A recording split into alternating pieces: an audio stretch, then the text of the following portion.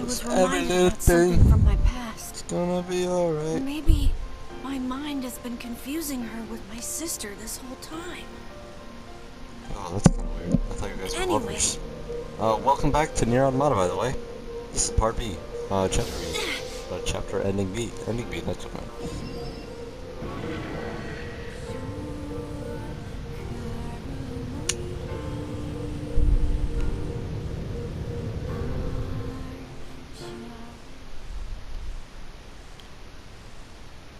Discrimination.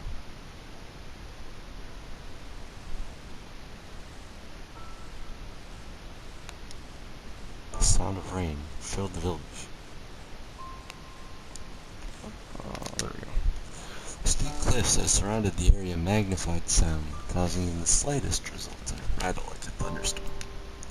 Thin wisps of smoke streamed from huts as the villagers huddled in their homes and waited out the rain.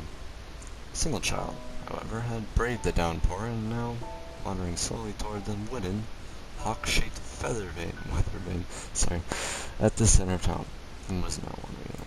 Cool. The wanderer reached the vein, which had existed for as long as anyone could remember, and stared. The child's face was simultaneously delicate and fierce, like a teacup that had survived a shipwreck. Those traits combined with pale white skin to give the face an almost sexless quality. If the beat turns east, I go home. If it stays west, then I... The child blinked. Rain slowly dripped on the young one's short hair and began its long descent to the ground. Come on. The child felt a slight breeze and watched as the vein slowly creaked to life, spinning this way and that for a moment, and it finally settled with a beak pointing firmly towards the east. East? Really? Before the vein could move again, a jagged rock came spinning and tumbling through the air, striking home against the child's head. The force of the blow dropped the child to the ground as a hail of stones began to fall all around. Oh no, they found me. A heartbreaking smile crept across the child's face as the stones continued their assault. Through the rain, the sound of multiple footsteps grew louder before a voice rang out. Yoo-hoo! Kaine! The voice belonged to Demo, worst of all the bullies in the area. As Kaine struggled to stand, a final stone came skittering through the mud and bounced against her foot. Blood oozed from a cut above her eye and blurred her vision. She could make out the shapes of Demo and his usual gang of idiots.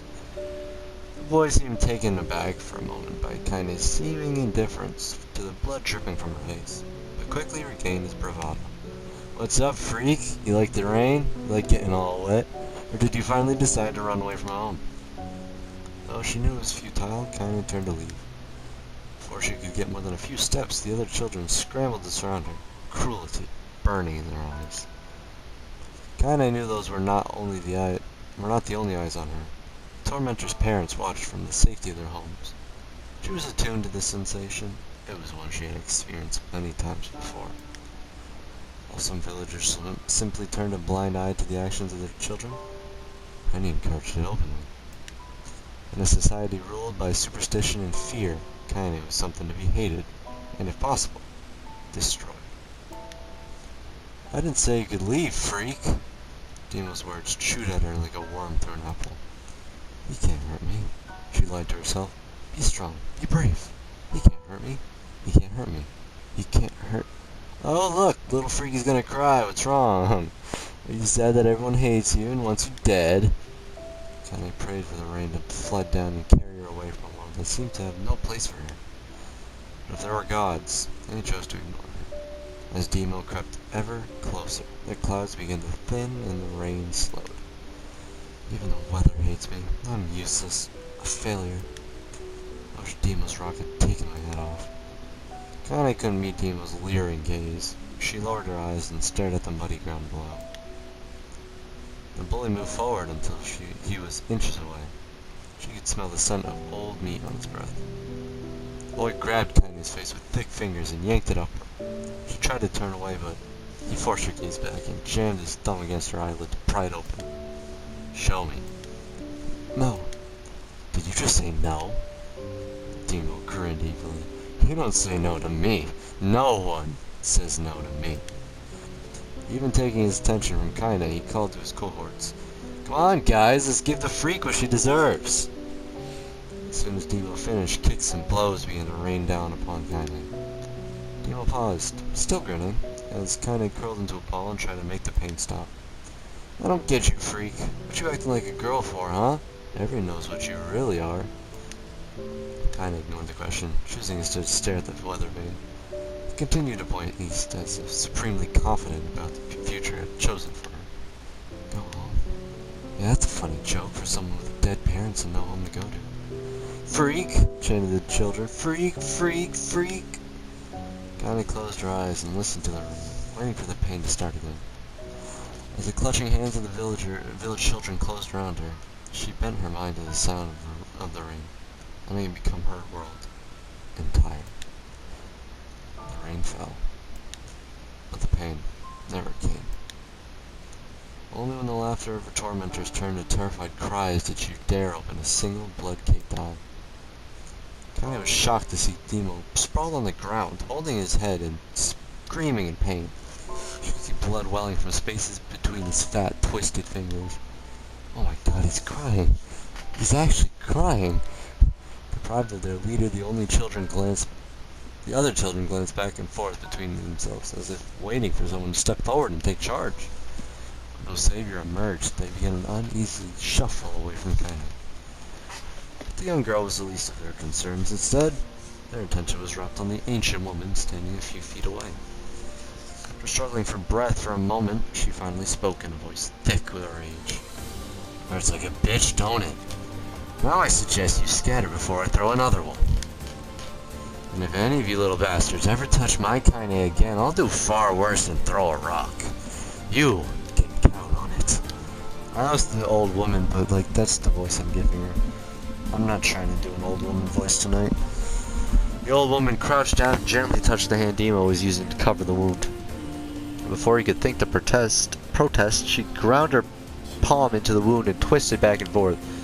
Ow! He screamed, leaping to his feet. Stop it! What are you doing? Quit whining. Ain't no one ever died from a scratch. You hit me with a rock, you stupid bitch. A big one. That thing could have killed me. The old woman shrugged. That is the best cure for stupid. Demo's face twisted with rage at her words. Locking his eyes on Kaine, he took a step backward and spat on the ground. Get out! Leave the village! No one wants you here, either of you! Seeing the old woman grab another stone, Demo and his companions turned tail and ran. As they fled, the old woman grabbed her side and barked out a single laugh. Ah! Look at that fat boy go! Guess he's healthy enough for healthy enough to run from a fight. The woman's smile faded as she turned her attention to Kaine. Kneeling down, she removed her shawl and placed it around the young girl's shoulders. Then produced a cloth from the fold of her dress and began blotting at the blood on her forehead. Oh, Kaine, she said, why didn't you fight back? You're stronger than that lot. Words of her grandmother stung Kaine, and she turned away. Don't be nice to me. I don't deserve it. Nothing matters anymore. Her tears, held in check for so long, finally began to fall on the muddy ground below. Everyone hates me. They think I cause bad things to happen. They think I'm a freak. I wish I was dead. As Kaine's tears turned to sobs, she felt her grandmother's hand on her shoulder. Despite her advanced age and diminutive size, she was a woman of surprising strength, and Kaine found herself unable to turn away. Don't talk like that, girl. It's a river wide and deep that flows between the realms of this world and the next. And it grants no mercy to any that attempt to cross it. You got a duty to fight until your last breath. Understand? The old woman tightened her grip and tried to still the tremor in her voice. You know the pain of losing someone close to you, Kaine. You know because you survived it. As the words hit home, Kaine was struck by the force of her love for the old woman. As a young child, she didn't even know of her grandmother, but when her parents died, the woman quickly accepted her as her own. Grandma, as Kaine called her, was cunning, vulgar, and quick to violence, and their first few years together had not been easy. With each year that passed, Kaine and her grandmother had grown closer. However, it was only now, sitting in the mud with tears and blood caking her face, that Kaine truly understood the depths of her affection. Here was a woman who had seen hard times, who had seen death, who had fought through all these things and somehow emerged on the other side. If anyone could understand Kaine's pain and loneliness, it was her. Do I make you sick, Grandma? Of course not, don't be an ass. Kaine drew her grandmother's moth-eaten shawl around her body and shuddered. But my body, it's not normal. If it was normal, then Mom and Dad wouldn't... Hush, interrupted Grandma. I'll not hear another word of this nonsense. You're my granddaughter, and I love you. And if folks have a problem with that, they can just go to hell. With that, the old woman reached out and placed a wreath of dried flowers in Kaine's hair. The skill it took to bend the flowers without breaking the stems or losing a single petal was remarkable, and the beauty of it made Kaine want to cry all over again. Oh my gosh, these are lunar tears. Grandma, you made this for me? Lunar tears were a legendary flower. Most people could live their entire lives without ever seeing one, and yet her grandmother had somehow collected a dozen or more. Kaine reached up and touched the wreath as if she couldn't believe it was real. Where did you find these? Just stumbled on them while I was out doing the shopping. The old woman turned away as she spoke, leading Kaine to suspect that the research had been more difficult than she was letting on. The pains she took to construct the ornament, let alone track down the flowers used in its construction, made Kaine's heart hurt. I read heart and then I was thinking head for no reason. She reached up and gently adjusted the wreath, admiring the way it felt between her fingers. I put myself to sleep with my beautiful, sexy voice. Didn't quite turn out right, said her mother as she squinted at it. These old hands have trouble with delicate work, but it sure looks good on a pretty girl like you. Kaine blushed and turned away. You think I'm pretty? Of course you are. What a fool thing to say. Except you got so much blood all over your face, and you kind of look like a freak. Oh, crap. Thank you, Grandma. Her grandmother smiled. We're gonna be fine, you and me. As long as we got each other, we'll just be fine. We'll be just fine, even. Kaine took her grandmother's hand in hers, and the two of them struggled to their feet. As they began the long walk home, Kaine gripped the hand with all her might, as if trying to stop smoke from drifting away on the wind. The rain had stopped. Kaine stood beneath the weather vane, watching it spin in lazy circles, no longer caring about the direction it faced when it stopped. I don't need to escape. I have a home now. Grandma loves me, and that's enough. Even if it's us against the world. Kaine let her gaze drift up past the vane and into the cloudy sky. The last faint hints of a rainbow were slowly fading. She turned and headed for home, then the light scattered into a million particles and vanished, seemingly taken away on the breeze. Kaine's dream daily life. What? More reading. What? Oh my lord. Oh crap. My bad. Poorly timing that start. Alright, in the distance, Kaine heard the steady sounds of an axe striking wood. The noise had a purposeful quality to it, as if she were hearing a master woodsman go about his work. Firewood being hey, that's me chopping wood. I've been chopping wood these past months, once a week. The noise had the firewood being produced, however, was as far from a work of art as it could be. Pieces of every shape and size were being flung out of about a barren yard with wild abandon. Anyone trying to stack such wood would probably die of frustration before the job was through. Stupid piece of garbage axe. Kaine's grandmother flailed away with the axe, filling the air with both splinters of wood and words that would make the most hardened sailor blush. Grandma, called Kaine. That you, Kaine? Yelled the old woman, taking her eyes off the wood for a moment, and chopping off her finger. Don't get too close, or I might take your goddamn foot off by mistake. She brought the axe down on a piece of wood, sending chips flying in every direction. One spun past Kainen close enough for her to hear the whistle, at which point she decided to step back. Once she scuttled to a safe distance, she cupped her hands around her mouth and shouted, "Ba-chan! Do you need help? I can get you water, lunch, or the new axe or something." The axe, poised to strike another wobbly blow, paused in midair. The old woman considered her granddaughter's offer for a moment, then smiled. "Tell you what, stop doing such a piss-poor job of chopping. Why don't you come here and take over so I can go get the water?"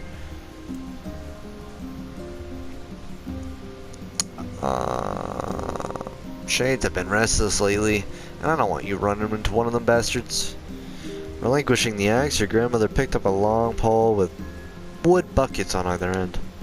Gathering water was by far the most difficult of the two jobs, but Kaine knew better than to complain. Once Grandma's mind was set, there was no changing it. Kaine did her best to help with chores, but Grandma took every task that required travel to the village. Though she had a long list of plausible excuses, Kaine knew the real reason. She didn't want her granddaughter to be taunted and harassed by the villagers. Once Kaine moved in, Grandma decided to take up residence a good distance from the area. Out of sight, out of mind seemed to be the best policy when it came to the villagers and her granddaughter, and rare were the days when any but the two of them could be found on the rocky acre of land they called home. Kaine enjoyed the solitude, but harbored a secret resentment that her grandmother was forced to spend her golden years in such a place. After watching her grandmother leave, Kaine turned her attention to the task at hand. She had never chopped wood before in her life, and soon discovered why the old woman hated the chore. Swing after swing of the axe produced only a tiny crack in the wood. When she finally managed to connect with a solid stroke, the tool embedded itself in the log and refused to budge. Frustrated, Kaine swung around the axe around her head and threw it, log and all, across the yard. Damn it! Crap. She suddenly understood the joy her grandmother felt in a good curse. Happier now, she picked up the axe, forced it from the wood, and resumed chopping. She had a natural skill with a blade, but the task was challenging, and blisters soon began to form on her small pink hands. "This is tough, and my logs are all weird sizes." Spinning on her palms and ignoring the pain, Kaine redoubled her efforts. Just as she had developed the rhythm, Grandma returned from the village. Setting down her buckets with a small sigh, she took one look at the logs and coughed out a wheezy laugh. "Pretty clumsy girl. You better practice if you..." My grandmother suddenly collapsed to her knees, causing one of the buckets to wobble precariously. "Not the water." Eyes wide, Kaine dropped the axe and ran to her grandmother's side. "Grandma!" The old woman shook her head and pointed a trembling finger at the bucket. "Get the bucket! Can't let it spill!" Kaine steadied the bucket with a foot as she knelt by her grandmother. A small bit of water sloshed over the side and made a new home in the hem of her dress. But Kaine didn't notice. Grandma, what's happening?"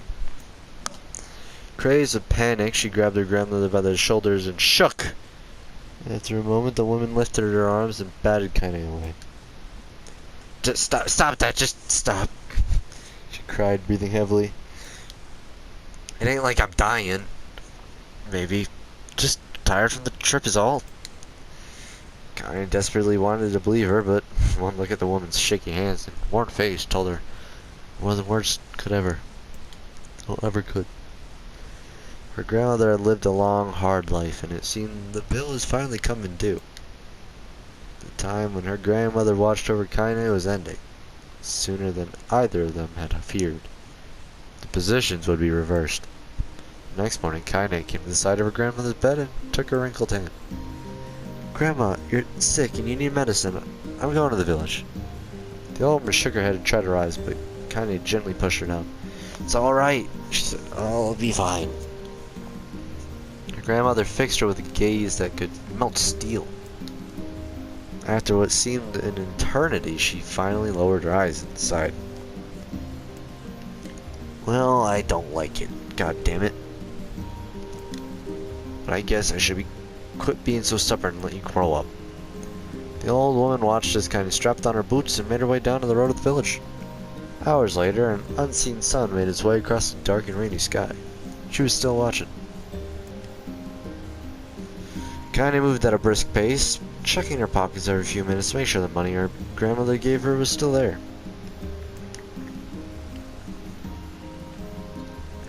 Every noise caused her to spin on her heels. She wasn't being stalked by a shade, or worse, Demo and the gang. It sounds like a band.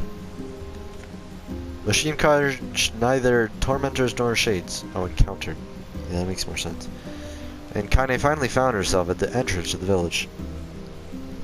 The few adults she could see glanced sideways at her, then muttered to each other behind raised hands before slinking away into the shadow.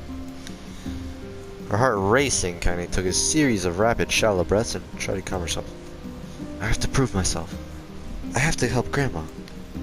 I have to be strong. She chanted those words to herself over and over as she slowly made her way. Finally, her eyes settled on a rotund older woman who was angrily waving her arms in the air and telling anyone who would listen exactly what she thought of Kaine's presence. Hey, lady, said Kaine with a bravado she did not feel. Where's the apothecary? The woman's flabby cheeks shook in bewildered anger. How dare this thing speak to me? They seemed to say. But Kaine saw that her eyes held a different emotion. Fear. Yeah, we're both scared, lady. Trust me on this one.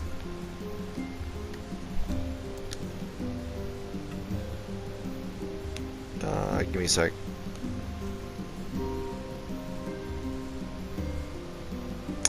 Which way? The woman pointed at a small building to her right before hitching up her dress and stumbling off in the other direction. Kaine cringed, expecting a stone to come flying from the assembled crowd. But none came. Her mind was filled with a strange sense of pride as she made her way to the apothecary. But the new emotions had little time to take root. For as soon as she opened the door, she noticed a familiar customer at the counter. It was Demo. He had clearly been sent here on some kind of family errand because his gang of followers was nowhere to be found. Oh my god. What are you doing here, freak? The insult was delivered without force and, oh, what are you doing here, freak? Kaine happily ignored it. Stretching out on tiptoes to see over the counter, she asked the shopkeeper for the medication. Ha! The old bitch finally keeled over? Go to hell, Demo. The boy's eyes grew so wide they suddenly seemed ready to fall out of his head before he could let fly a comeback, or worse, a punch. The apothecary told him to knock it off before he kicked him out of the store. Demo slunk out of the shop, cursing Kaine under his breath. Once he was gone, she allowed herself to breathe once more, taking a brief tour of the shop while the owner prepared her medication.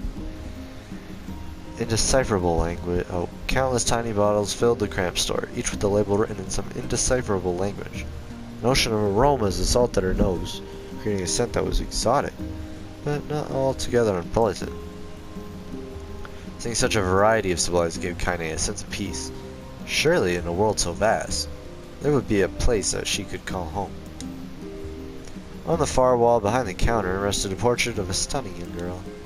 The picture had once contained bright, vibrant colors, but time had worked its cruel magic, and they were beginning to fade. The beauty of the work, however, remained undiminished. You like that picture? Kaine turned to find the apothecary with a small vial of medicine in his hand. His eyes were gentle but sad, and they seemed to stare through her into nothing as he spoke. That's my daughter. I sketched her when she was just a little girl. She's been dead a long time now. Kaine didn't know how to respond. She just stared at the portrait and tried to come up with the right words. Pictures are wonderful things, continued the shopkeeper. They let the ones closest to you live on forever. He shook his head slightly, then looked down at Kaine and smiled. Handing her the medicine, he reached into his sizable green apron and produced a handful of old wax crayons. You should have these. There's no one left that I wish to draw. Kaine took an instinctive step back, causing the shopkeeper's face to darken. Yes, I've heard the rumors about you. It's a small village, and word travels quickly. Between you and me, I'm not sure which of them to believe, but I also don't think they matter much. I know your grandmother, Callie, and I think the way she was driven out of this town is just deplorable. Grandma's name is Callie. Kali, like the god of war, goddess of war, thought kinda suddenly. She was still mulling this new fact over in her mind, and she reached out gently and took the crayons from the apothecary's hands. Grandmother is an old friend of mine, said as kinda scooted away yet again, and I owe her much. I wager she would like it if you drew a picture of her. Yes, I think she would like that very much. Kinda murmured a quiet agreement. I am falling apart. But inside her heart was bursting. Never before had a villager treated her with anything but complete contempt. It was a tiny, almost imperceptible step. But it was a step nonetheless.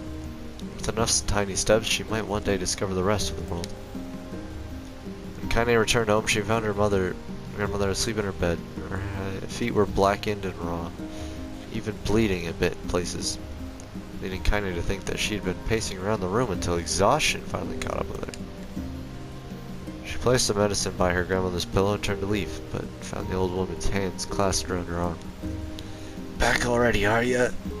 asked her grandmother with a yawn. "Oh yeah, let me have a look at you." Kariba sat up and examined Kaine from head to toe. I keep saying zzz.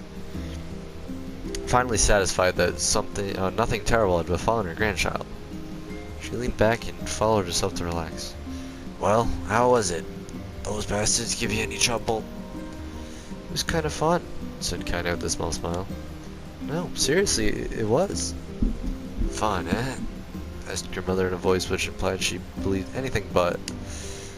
"Uh-huh, so anytime you need me to run an errand, just let me know."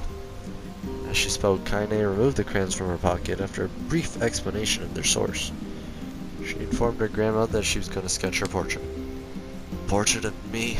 Ridiculous. No one wants to stare at a wrinkled old crone."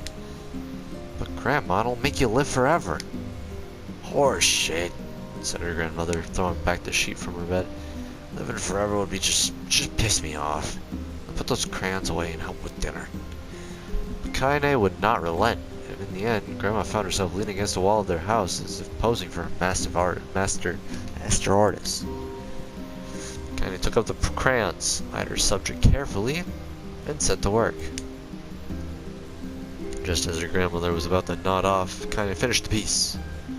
After staring at it for a bit, she released it from her grip and let it slowly drift to the floor.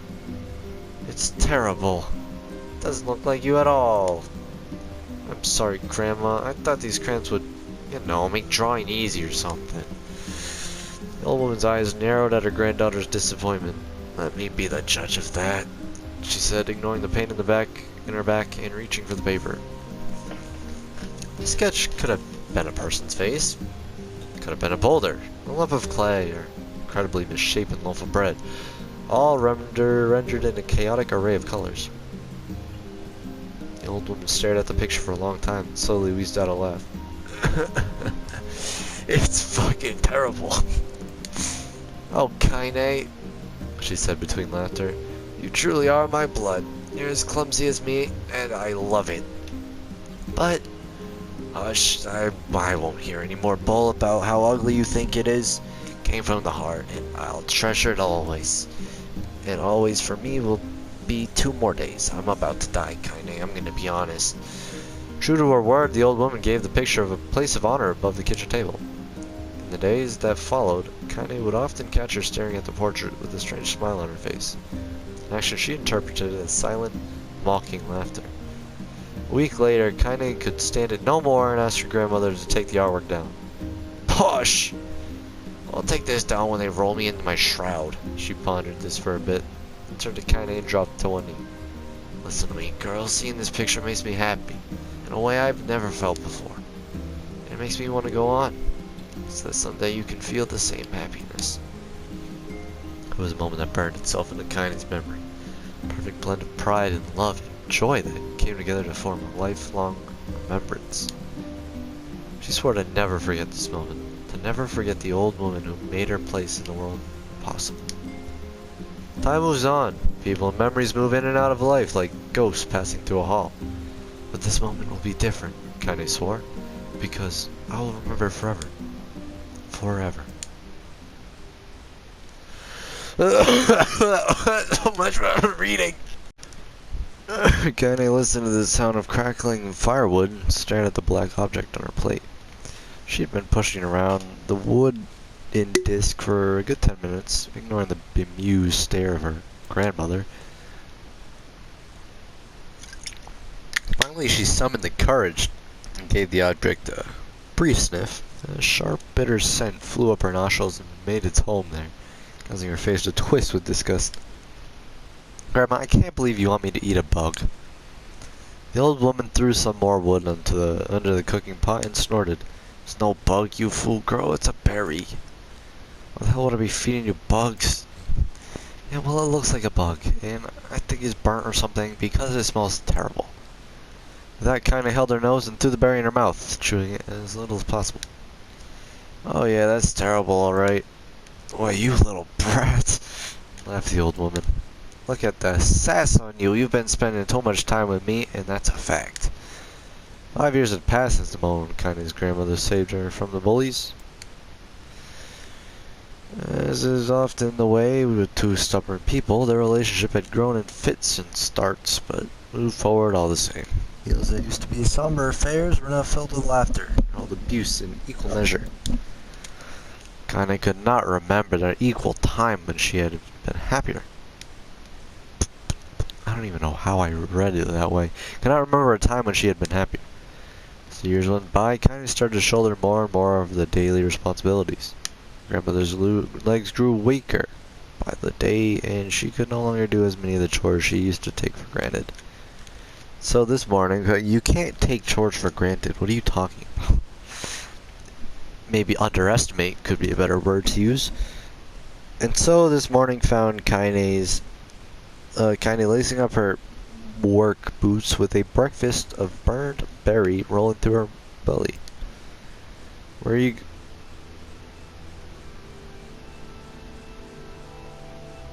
going today? Asked Grandma suddenly. Kaine looked up, surprised. The old woman rarely asked for specifics anymore. I was gonna check out the kelma trees and see if they were ripe. Thought we could make some jam or something. Oh, and I'm gonna pick up some flagstones, so I need to take the wheelbarrow. Flagstones? What in the hell for? Your grave. What else? Then she kinda stared at her grandmother, then held out an arm and swept it around their home. Constructed mostly of cloth, rope, and rubble, the old place sagged like a boxer in the final round. Grandma, a dying cat could shoot through this house, and I'm gonna build a stone wall so we can have some protection. The old woman laughed, exposing her toothless grin to the world. Goddamn girl, if I have a bunch of thieves running to ransack this old place, let them come. We got nothing worth stealing anyway. I'm not worried about thieves, I'm worried about shades. People saw one west of the village yesterday. The old woman tilted her head and stared at her grandmother. Granddaughter. Oh, shoot. I don't know why you have to do it today. We can worry about it some other... Grandma, no. If I don't go to the kelma trees, we won't eat tonight. You know that. A confused expression passed across the old woman's face. For a moment, she was a small child lost at a carnival. Yes. Yes, of course you're right. I'm sorry, Kaine. Lately, it seems my mind is do-do, do-do-do, do-do-do-do-do-do-do-do. She didn't finish the thought instead, walking over to her nightstand, gently taking the wreath, puzzle, her tears from the drawer. The flower's petals had aged to a brilliant whiteness, and Kaine thought it was more beautiful now than the day she first received it. You're gonna be a true woman soon, Grandma said as she placed the flowers in the girl's hair. So that means less chatter about shades and building defensive walls, and more talk about beautiful you've become. Annoyed, Kaine reached up to remove the garland, but the look on her grandmother's face stopped her hand. "You're a beautiful thing," said the old woman, "and there ain't another like you in all the world. I'm very proud of you." Okay, Grandma, that's enough goddamn compliments for one day. Such a mouth on you. Where did the... Oh, wait a minute. Gee, I wonder. I'll teach you to sass me, girl, yelled Grandma. Suddenly she lurched forward and grabbed Kaine by the ears, pulling her around the room with a crazed grin on her face. Grandma! Grandma, stop it! What the hell? The woman stared at her and blinked, and slowly held her wrinkled hands out as if it was the first time she'd ever seen them. I don't know what happened there. I'm sorry, girl. Something in my mind just... Da-na-na-na-na-na. Kinda thought the look on her grandmother's face was the most heartbreaking thing she had ever seen. Listen, maybe I should stay home after all. No, I don't want to I won't have you stay here to keep an eye on an old codger like me. Codger. You go get your fruit and your wall and whatnot. I'll be fine. When you come back, I'll have a nice grasshopper dinner waiting for you. Kinda rolled her eyes and kissed her grandmother on the forehead and made ready to depart, trying desperately to ignore the worry that was gnawing at the walls of her heart. Kinda could feel the old woman's eyes watching her as she moved down the path. Don't turn around, she told herself, but in the end the temptation was too great. She spun on her heel for one final look and saw a small bent woman standing in front of a ramshackle hut with a sad expression on her face. God, she looks so old now. It's like the wind would reach down and carry her away. Could. Kinda worried about her grandmother all day, causing her work to suffer. What little fruit she could collect was tossed carelessly into a wheelbarrow. She only found a couple of stones before losing interest in the project. Finally, as dusk approached, she decided to call it a day. Cursing herself for the lack of focus, Kaine pushed the nearly empty wheelbarrow back down the path. As she crested the final hill, she finally froze in place. The wheelbarrow fell from her fingers and collapsed on its side, sending a few pieces of wrinkled brown fruit rolling down the hill. Gaze was transfixed by a thick black cloud that hovered just ahead. Tracing its path with a finger, Kaine suddenly felt her stomach knot in on itself. No! Oh gods, no! Her grandmother's house was ablaze, the flames licking up as if trying to touch the sky itself. Grandma! Grandma! Kaine ran then, faster than she had ever moved in her life. Once she tripped on a stone and went sprawling into the rocky ground, but she leapt to her feet and continued running, unmindful of the blood that spilled from her wounds, hands, and knees. As she got closer and closer, Kaine's mind began to race in time with her footfalls. It's too dark. It's too dark. It's not just fire. It can't be fire. It's too much smoke. Gotta save her. Gotta save her. She burst into the front yard and came to a sudden halt. Her worst suspicions confirmed. The smoke from the fire was mingling with the thick, inky blackness of an enormous shade. The massive creature supported itself on 3 twisted feet and achieved balance through means of a large, armored tail. Scales, horns, and claws sprouted from its body in a random, chaotic pattern, giving it the appearance of a lizard designed by some insane god. Seeing Kaine let out a roar and flicked its tail, sending small whirlwinds spinning around the yard. For a moment the creature retreated into a shimmering inky blackness, as if her mind was unable to comprehend that such a thing could actually exist. But then the smell hit her. A blend of rotten meat and excrement, and the horror became real once more. The creature bellowed again, and this time, Kaine responded with a scream of her own. "Alright, you bastard," she thought as her scream echoed off the high cliffs around them. "It's you or me, let's go." The shade eyed Kaine with bemused interest. Then it began looking from her to the house and back again, as if urging her to look at the destruction it had so gleefully wrought. With dread building in her heart, Kaine glanced towards the house. Through the smoke and flames, she spotted a small figure, struggling to escape the ruins. "Grandma!" At the sound of her face, the old woman began waving frantically. "She's alive!" thought Kaine. "Alive!" Kaine's legs sprang to life as she raced across the yard. toward the flaming wreckage of the house. Before she could advance more than a few steps, the shade opened its mouth and let out a roar powerful enough to uproot trees and send them flying. The blessing kind of tumbling through the air before smashing her against the rocky earth. Stars danced in front of her eyes as she tried to remember how her legs worked. Get up! Get up! Get up! Get up! Get up now! As Connie struggled to her feet, the shade stomped toward the house and pinned her grandmother to the ground with the tip of a claw. The old woman struggled to move the claw from her stomach, but she might have, well, been pushing a mountain. She caught briefly, sending a small spray of blood into the air, then collapsed to the ground, her energy spent. Kaine lurched to her feet, only to fall back to the earth with a gasp. Her ankles were on fire. One or both of them were surely broken. Ignoring the pain that screamed through her body, she began dragging herself across the ground, leaving a drunken trail of dust and blood in her wake. Grandma, hold on. Just a little longer. Her grandmother's face was turning blue, her eyes rolling back until only the whites were exposed. Connie pulled herself across the ground with maddening slowness, the distance seeming to increase with every second that passed. The shade glanced between the two women and flicked out its tongue, its giant mouth turning up at the corners. Short, panting breaths belched from somewhere deep inside its core. Bastard, laughing at us. She had no idea how such a mindless creature could experience emotion, but there could be no doubt the shade was taking joy in their suffering. Yeah, I see your plan. Oh yeah, I see your plan.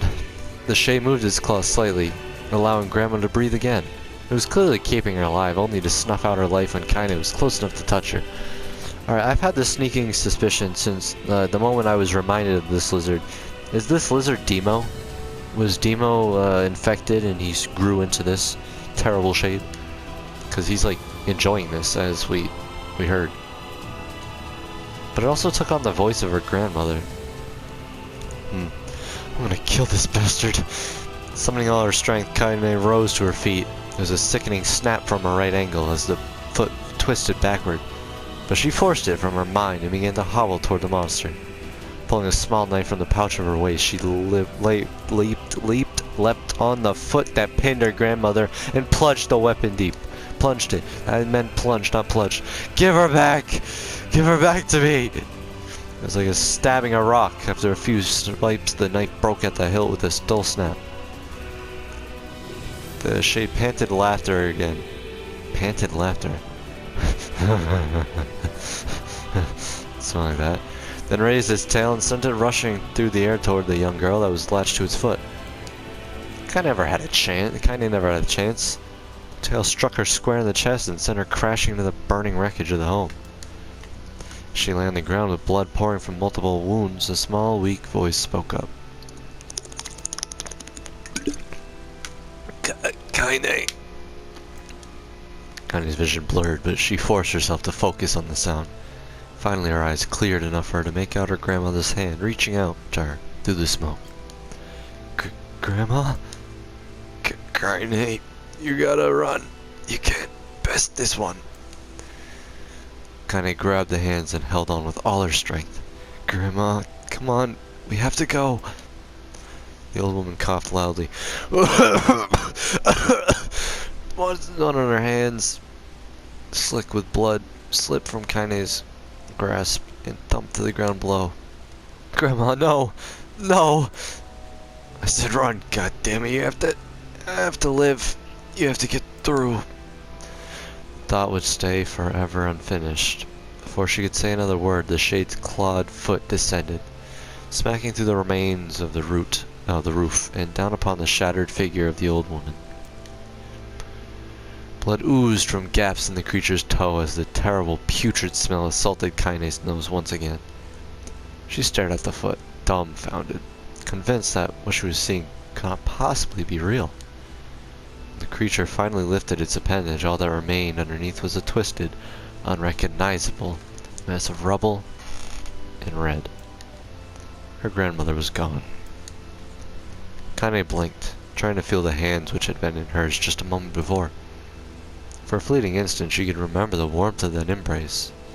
The trembling of the fingers, but then the sensation drifted away on the breeze and was gone. It's so crazy how such important memories to a person can be lost so easily. It's just unfair, you know?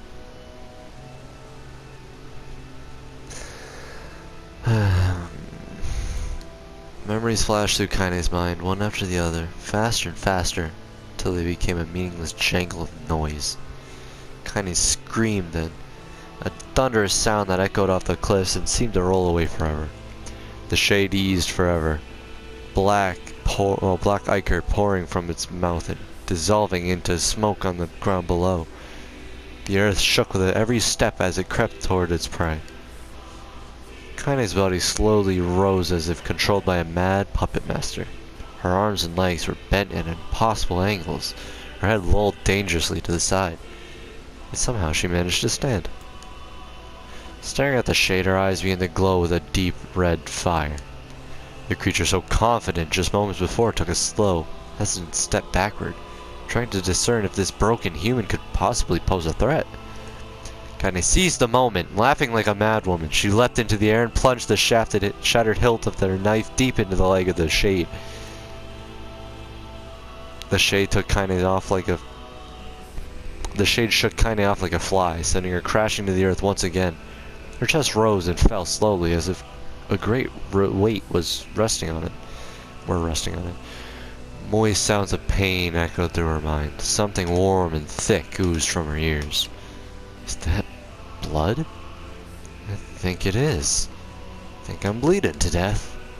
No, we can't die. Grandma told me to live. Deep inside Kaine's mind, something finally broke. The sound, the pain, the smoking flames.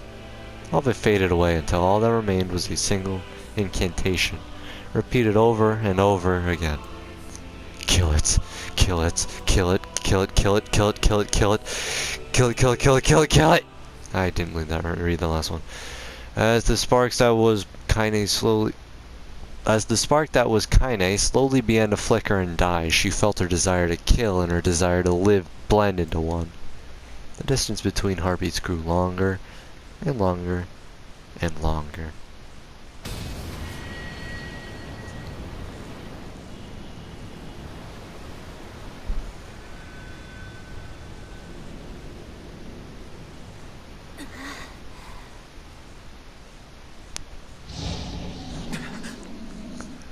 Oh, I didn't forget about you. The beast approaches. Oh, I know. Oh, I know. Finally done with that reading. That's an entire episode right there. I'm gonna have to end it after this cutscene stubs, though we've already watched it.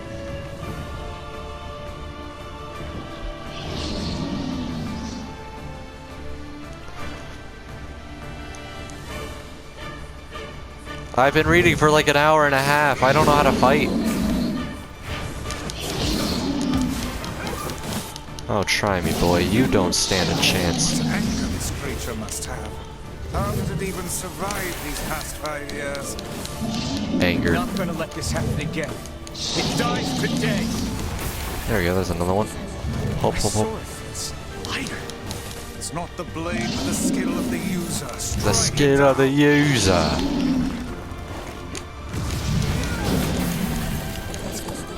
Nope, not over there, Senpapi. Thank you, though. All right there, buddy. You don't look too good. Come on, man. Come on, man. Come on, what you gonna do? What you gonna do about it, bro? You're not gonna do nothing. Oh, nothing. Oda, oda, oda, oda, oda, oda, oda, oda.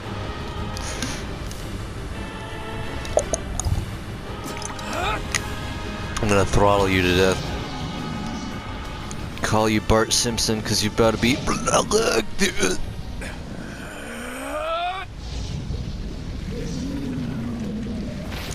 Oh yeah. Oh, I just remember what I said the last time this cutscene played. Oh my goodness, so embarrassing.